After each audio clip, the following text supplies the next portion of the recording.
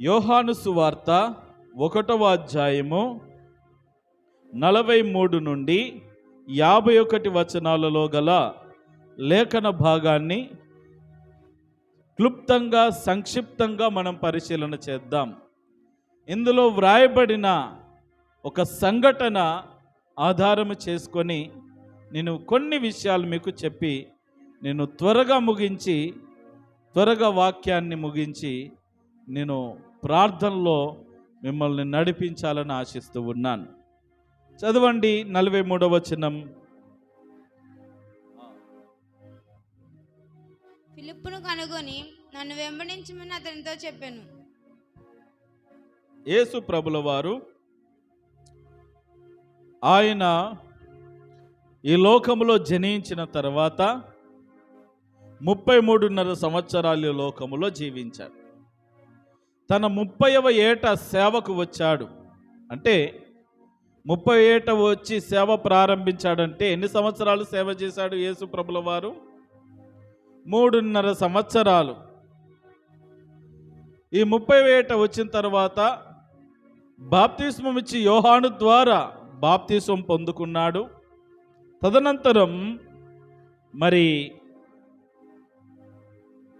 40 రోజులు ఉపవాస దీక్షను కొనసాగించి పూర్తి చేసి తరువాత తన కొరకు 12 మంది శిష్యులను ఏర్పాటు చేసుకుంటున్నాడు. ఈ తరుణములో ఒకరిని ఇద్దరిని మరి ఒకరిని అలా పిలుచుకుంటూ ఎవరు తన సేవ చేయగలరో, యేసు ప్రభుల వారి తరువాత ఎవరు తన భారాన్ని, తనలో ఉన్నటువంటి ఆ దైవ చిత్తాన్ని ఎవరైతే నెరవేర్చగలిగిన సమర్థులున్నారో అలాంటి వారందరినీ ఎన్నిక చేసుకొని తన కొరకు సమకూర్చుకుంటున్న తరుణములో అప్పటికి జబదయి కుమారులైనటువంటి యాకోబు, యోహాను, తర్వాత ఆంద్రేయ, పేతురు, ఈ 4 యేసు ప్రభువుల వారి వెంట వచ్చారు. వీరికి కాస్త దగ్గరగా ఉన్నటువంటి ఫిలిప్పు, అతన్ని కూడా యేసు ప్రభుల వారు నన్ను వెంబడించుము అని ఆహ్వానించాడు. ఈ ఫిలిప్పు కూడా మరి బెత్సయిదా ప్రాంతానికి చెందినటువంటి వాడు. గలిలయ ప్రాంతానికి తూర్పుగా ఉన్నటువంటి ప్రాంతం ఇది. దాని పేరు బెత్సయిదా. ఈ ప్రాంతానికి చెందినటువంటి వాడు ఫిలిప్పు. ఈ ఫిలిప్పు ఆంద్రేయ, పేతురు ఊరికి చెందినవాడు. అంటే ఆంద్రేయ, పేతురు, ఫిలిప్పు ఈ 3 కూడా ఒకే ప్రాంతానికి చెందినవారు. వీళ్ళందరూ కూడా ఒకరికి ఒకరు తెలిసినటువంటి వారు. రైట్.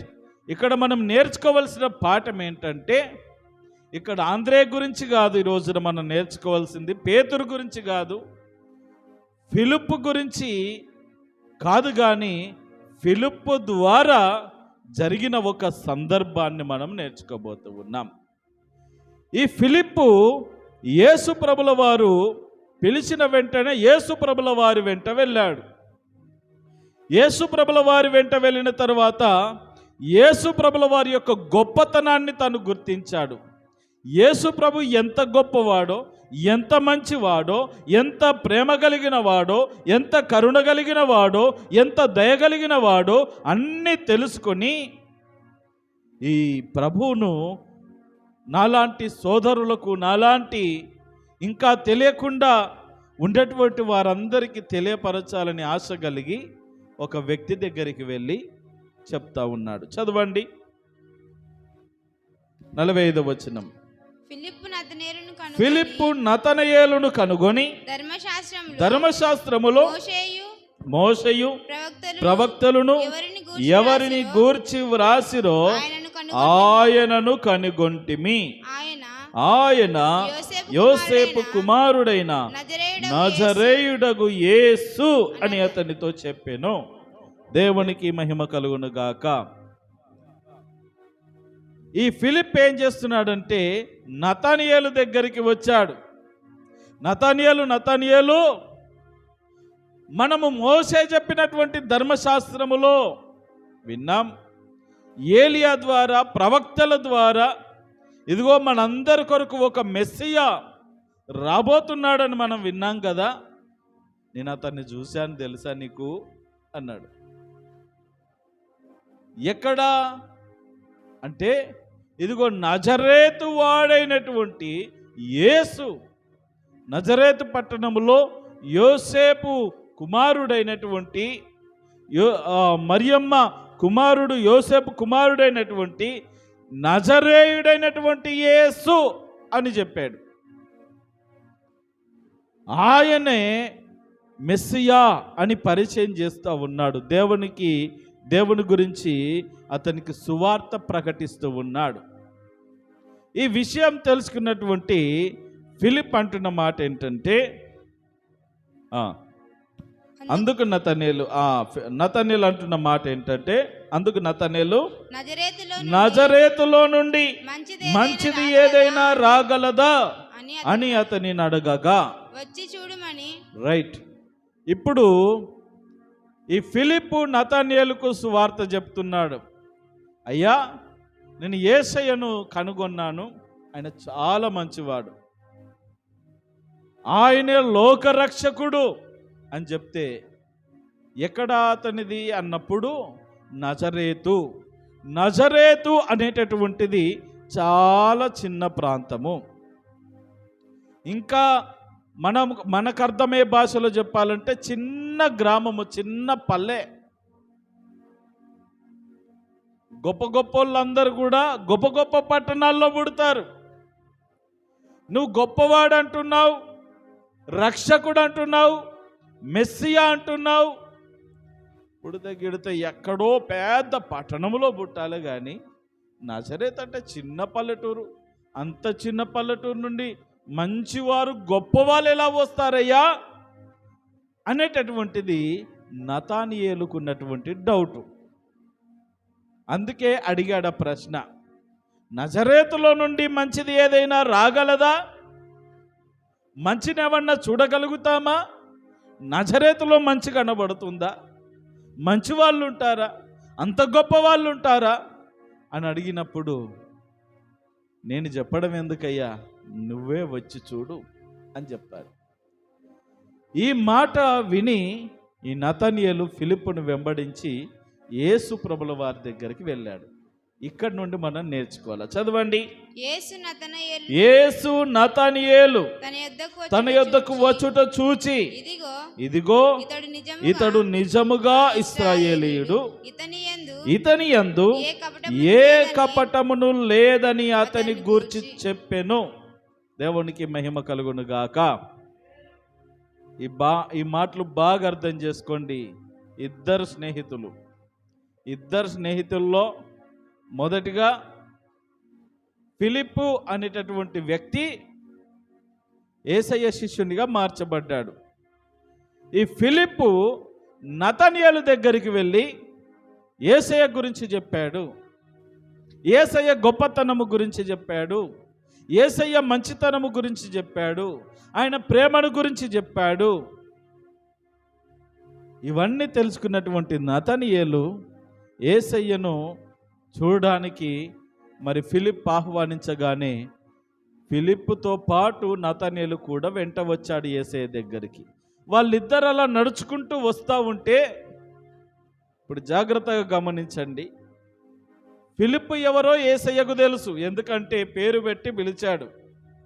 రావయ్యా అని వెంబడి ఒక వారం రోజులు కావచ్చు, 1 నెల రోజులు కావచ్చు, చక్కగా వాళ్ళు ఏంటంటే మంచి సహవాసంలో ఉన్నారు. యేసయ్య గురించి బాగా తెలుసుకొని ఆయన ఔన్నత్యాన్ని తెలుసుకొని ఇప్పుడు ఫిలిప్పు నతనయేలును పిలిపిస్తున్నాడు కదా. ఇప్పుడు నతనయేలు గురించి యేసు ప్రభువుకు ఎవరు చెప్పారు? మరి అలా వస్తున్నాడు, ఆ ఫిలిప్పు నతనయేలును వెంటబెట్టుకొని వస్తున్నాడో లేదో, రావయ్య నతనయేలు, రా బాగున్నావా, ఇతడు నిజంగా ఇశ్రాయేలీయుడయ్యా, ఇతడు మనవాడే ఇతడు కూడా మనవాడే, మనకు సంబంధించిన వాడే, ఈ శిష్యుల కోవలో ఉండదలిచిన వాడే అని యేసు ప్రభుల వారు చెప్తూ అన్న మాట ఏంటంటే, ఇతనిలో ఏ కపటం లేదు, ఈయన యథార్థవంతుడయ్యా, చాలా మంచివాడు. నేను వచ్చిందే ఇప్పుడు, ఆయన నన్ను చూసింది ఇప్పుడు, నేను ఆయనను చూసింది ఇప్పుడు, నా గురించి ఈయనకి ఎలా తెలుసు అనే డౌటు ఎవరిలో పడింది? నతనయేలులో పడింది. చాలా జాగ్రత్తగా జ్ఞాపకం చేసుకోండి. ఈ రోజున మన పాఠం ఏంటంటే, మనల్ని చూసే దేవుడు ఆయన. నతనయేలు ఎక్కడ ఉన్నాడో యేసు ప్రభు చెప్తా ఉన్నాడు. చదవండి ఇంకా క్రింద. నన్ను నీవు ఎలాగ ఎరుగుదువు అని నతనయేలు ఆయనను అడగగా, ఏంటి ప్రభువా, నేను రావడంతోనే నాతో నా పేరు పెట్టి పిలుస్తున్నావు, నేను ఎలాంటి వాడినో చెప్తున్నావు, నా బుద్ధి ఎలాంటిదో చెప్తున్నావు, నా మాట తీరు ఎలాంటిదో చెప్తున్నావు, ఎలా తెలుసు అసలు నీకు అని అన్నప్పుడు యేసు ప్రభుల వారు ఇచ్చిన సమాధానం ఏంటి? చదవండి. ఫిలిప్పు నిన్ను పిలవక ముందే, ఫిలిప్పు నీ దగ్గరికి రాకముందే నువ్వు నాకు తెలుసు నతనయేలు. ఫిలిప్పు పిలిస్తే వచ్చావు, కానీ నువ్వు ఫిలిప్పు నీ దగ్గరికి రాకముందే, నువ్వు ఎక్కడ కూర్చున్నావో, ఏ చెట్టు కింద కూర్చున్నావో, నువ్వు ఎక్కడ నిలబడ్డావో, నువ్వు ఎక్కడ ఏం చేశావో నాకు తెలుసు నతనయేలు. రా, మంచిదేదైనా రాగలదా అని అడిగావు కదా, నజరేతులో మంచివాడు ఉన్నాడని అడిగావు కదా, నా దగ్గర రా, నా మంచితనం నీకు చూపిస్తాను. రా, ఈరోజు నన్ను రుచి చూసి తెలుసుకోవాలా అని ఆహ్వానిస్తారు. చదవండి, క్రింద చదవండి. నతనయేలు బోధకుడా, నీవు దేవుని కుమారుడవు, నీవు ఆ అంజూరపు చెట్టు క్రింద ఉన్నప్పుడే నిన్ను చూచి తిని అన్నాడు. ప్రేమణ దేవుని బిడ్డలారా, జ్ఞాపకం చేసుకుందాం. ఈ 46వ వచనములో మరి ఫిలిప్పు అంటాడు నతనయేలుతో, నీకేమైనా డౌట్ ఉన్నది కదా, వచ్చి చూడు అని అన్నాడు. అంటే చూసి నువ్వు కన్ఫర్మ్ చేసుకో అని అన్నాడు. ఇక్కడ యేసు ప్రభుల వారు అంటున్నాడు, యేసు ప్రభుల వారు అంటున్న మాట ఏంటంటే, నువ్వు అంజూరపు చెట్టు క్రింద ఉన్నప్పుడే నిన్ను చూశాను. చూసి తెలుసుకుంటానన్న వానికి నీ గురించి నాకు మొత్తం తెలుసు అని అన్నాడు యేసు ప్రభు. ఉండలు బద్దలైపోయినాయి. ఏంటి నా గురించి ఇంత ఎలా తెలిసిపోయింది యేసయ్యకు? ఆయన గొప్పతనం ఏంటో అప్పుడు అర్థమైంది నతనయేలుకు, ఆయన మంచితనం ఏంటో అప్పుడు అర్థమైంది. అప్పుడు చెప్తున్న మాట ఈ నతనయేలు అంటున్నాడు, బోధకుడా, నీవు నిజంగా దేవుని కుమారుడవే. మా వాడు చెప్పాడు కానీ నేను ఒప్పుకోలేదు. నిజంగా నాలో డౌట్ ఉండే, సందేహం ఉండే, కానీ నా ఫిలిప్ అన్నాడు, వచ్చి చూడు, రుచి చూసి చూడు, నాకైతే తెలుసు, నా మట్టుకైతే యేసయ్య మంచివాడని చెప్తున్నాను, నీకేమైనా డౌట్ ఉంటే వచ్చి చూడు అని అన్నాడు. నేను వచ్చేసరికి నువ్వు నా గురించి చెప్తా ఉన్నావు, ఇంతకంటే ఇంకేం కావాలయ్యా? నువ్వు నిజంగా దేవుని కుమారుడవు, నువ్వు నిజంగా మెస్సయ్యవు అని ఒప్పుకున్నాడు. తర్వాత చదవండి. ఇశ్రాయేలు రాజు అని ఆయనకు ఉత్తరం ఇచ్చెను. అందుకు యేసు, ఆ అంజూరపు చెట్టు క్రింద నిన్ను చూచితినని నేను చెప్పినందువలన నువ్వు నమ్ముతున్నావా? ఏంటయ్యా అంటే ఎందుకు నమ్ముతున్నావు? ఇప్పుడు నువ్వు బోధకుడు అని అంటున్నావు, నన్ను నువ్వు మెస్సియావు అంటున్నావు, నువ్వు రాజువు అని అంటున్నావు, ఎందుకు ఇంత గొప్ప విశ్వాసం ఒక్క క్షణంలో నీకు కలిగింది? అంటే అంజూరపు చెట్టు కింద నిన్ను చూశాను అన్నందుకు చెప్పావా? అది కాదు, దాని కొరకు చెప్పబాకు, ఇంతకంటే గొప్ప కార్యాలు నువ్వు చూడబోతా ఉన్నావు. దేవునికి మహిమ కలుగును గాక. హల్లెలూయా. ఈరోజు నా ఎందుకు ఈ మాటలు చెప్తా ఉన్నానంటే, దేవుని దగ్గరకు వచ్చేటప్పుడు మనం చాలా సందేహాలతో వస్తూ ఉంటాం. మన మనసులో ఎన్నో తెలియనటువంటి ఆలోచనలు మనల్ని తొలిచివేస్తూ ఉంటాయి. తెలియనటువంటి అర్థం కానటువంటి పరిస్థితుల మధ్యలో యేసయ్య సన్నిధికి వస్తూ ఉంటాం. ఎవరికి చెప్పుకోలేం.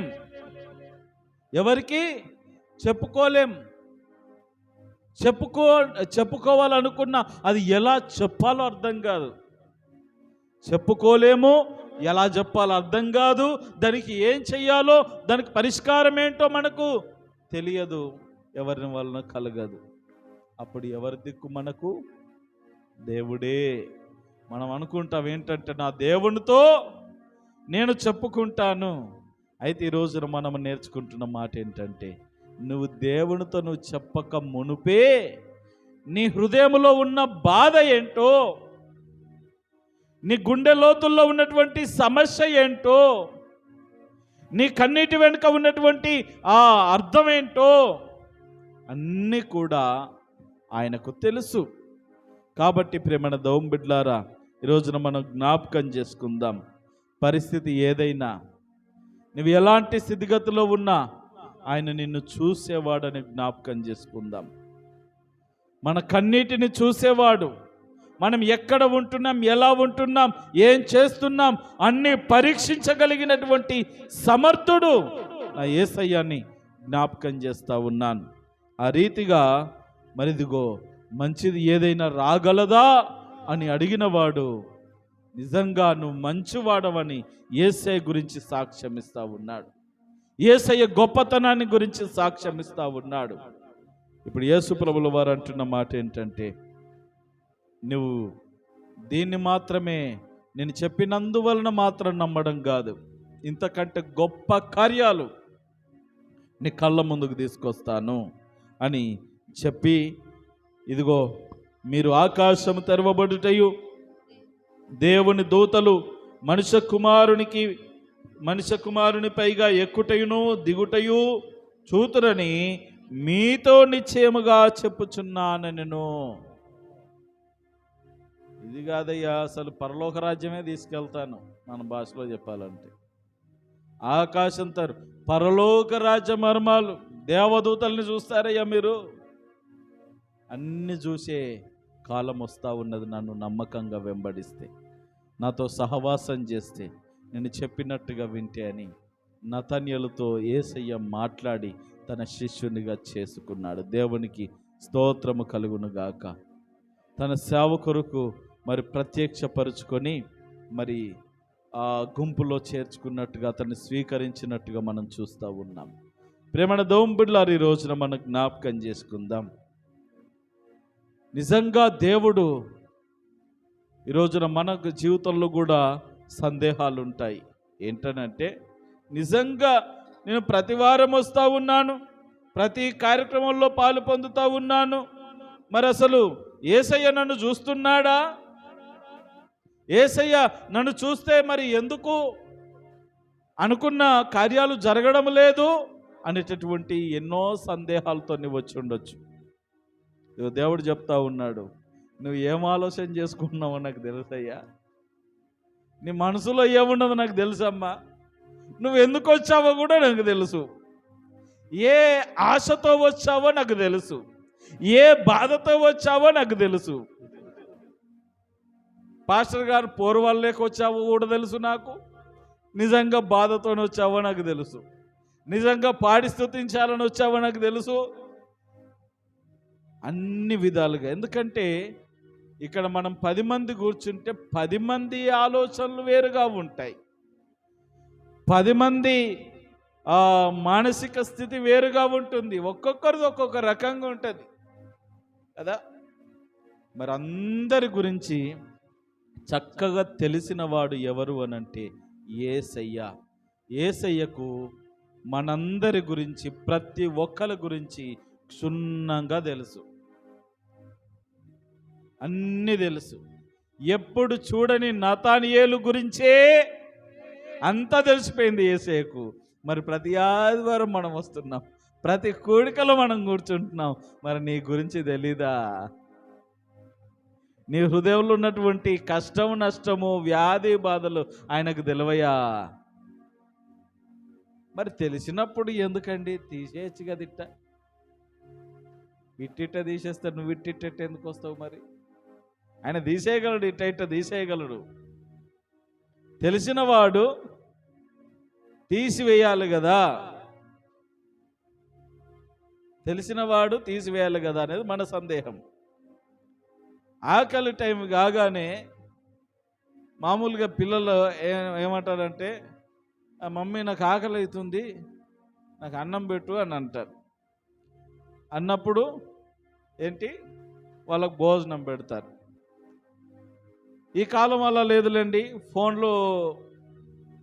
ఈ ఫోన్లో నొక్కుంటా వాళ్ళకి ఆకలి లేదు, ఏం లేదు. ఫోన్ పక్కన పెడితే ఆకలికి గుర్తుకొస్తుంది వాడికి.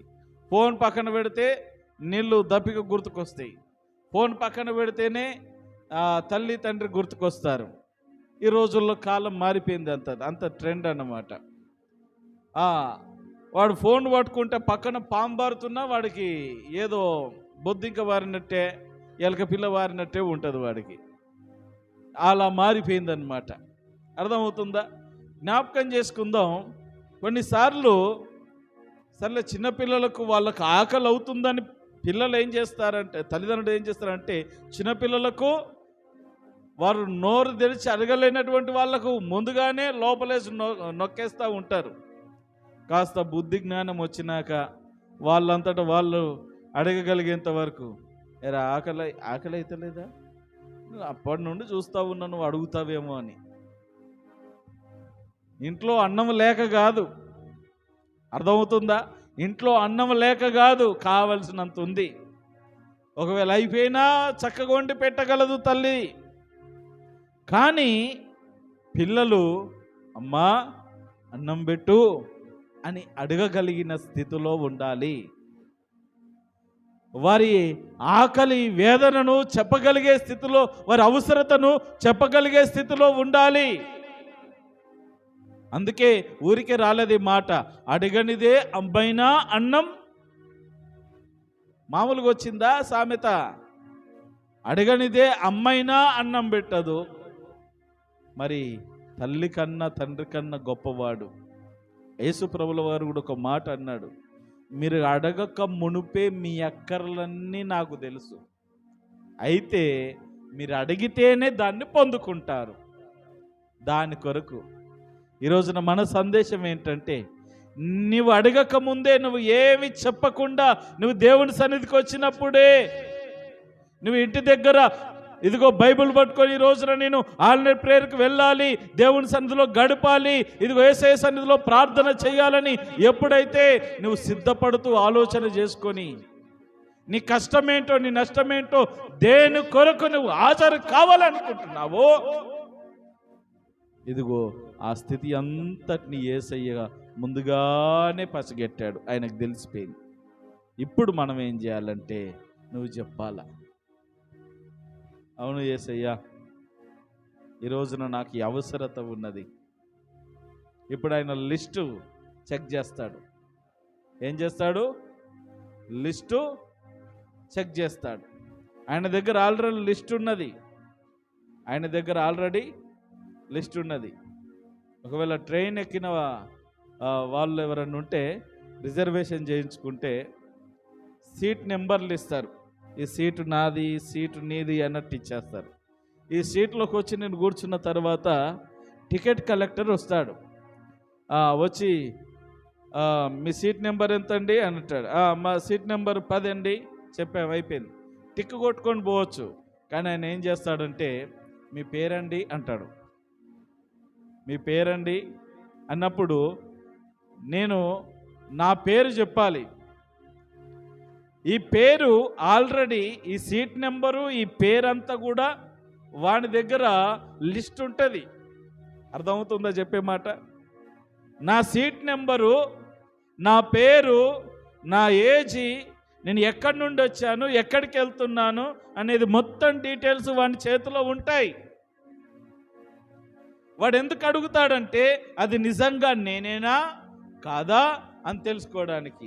ఇప్పుడు నా పేరు నరేష్ అని చెప్పానంటే రైట్ టిక్ కొట్టుకొని పోతాడు. పొరపాటున వినోద్ అని చెప్పాను అనుకోండి, సచిందు గొర్రె. ఇక్కడ నరేష్ అని ఉంది, అక్కడ వినోద్ అని చెప్తున్నారు అంటే మనిషి మారాడని అర్థమవుతుందా? వాళ్ళు అలా చెకప్ చేస్తారు. ఇప్పుడు నేను చెప్పే మాట ఏంటంటే, నీవిక్కడికి రాకముందే నీ ప్రార్థన అంశాలన్నీ, నీ హృదయంలో ఉన్నటువంటి అంశాలన్నీ యేసయ్య చేతిలోకి పడ్డాయి.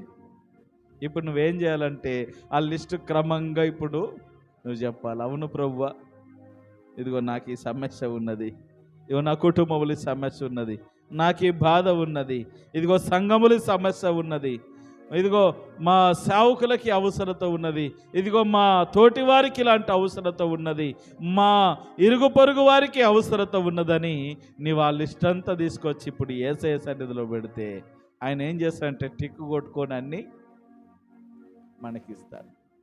కాబట్టి ఈ రోజున మనల్ని చూసే దేవుని సన్నిధిలో మనం ఉన్నాం. దేవునికి మరుగైనది ఏమీ లేదు. ఆయన దగ్గర దాచేది, మనము దాయగలిగేది ఏమీ లేదు. మనుషుల దగ్గర దాచిపెడతాం, మనుషుల దగ్గర దాచిపెట్టవచ్చు, కానీ దేవుని దగ్గర ఏది కూడా దాయలేము, అది ఏదైనా సరే. అయితే జ్ఞాపకం చేసుకోవాలా, ఆయన మనల్ని చూస్తున్నాడు. ఈ రోజున నిన్ను చూశాడు.